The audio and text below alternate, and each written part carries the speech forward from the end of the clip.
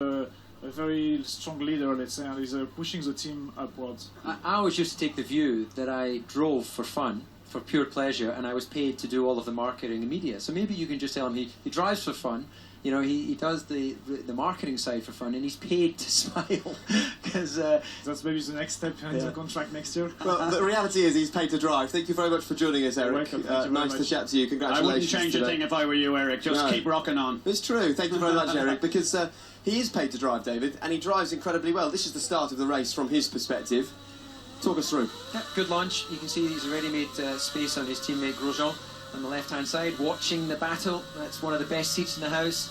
As you see, as Alonso go down the inside of Maldonado, puts himself over on the left side of the track, which is the clean line, leaves a bit of space as he goes through turn one, and then just slots in nicely. So I think he would have been perfectly happy with that, gaining one place from the dirty side of the grid on the run down. A bit of oversteer in turn three, that would have caught his attention, a little glance in his mirrors. It looks like nothing on those cameras, but in the cockpit, that's a big moment. The feeling you have when you're strapped in a race car and you're doing 170 miles an hour and it steps out sideways like that, everything tightens in your body, I can assure you of that. So supreme skills to hold a heavy car on cold tyres at the start of the race in that situation. Okay, let's hear then from Kimi Räikkönen.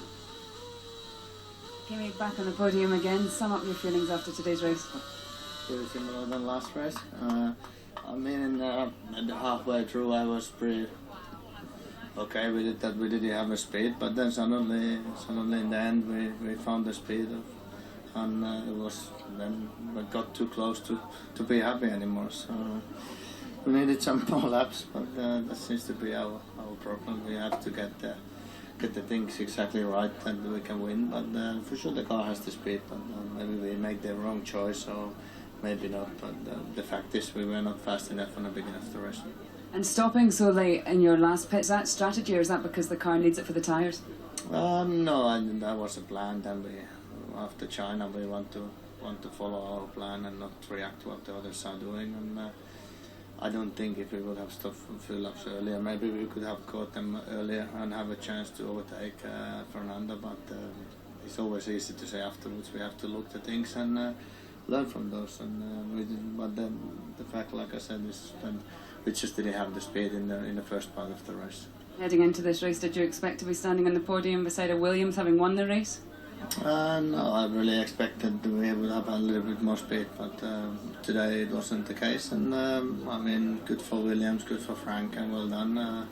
Great birthday present for him. So it's good.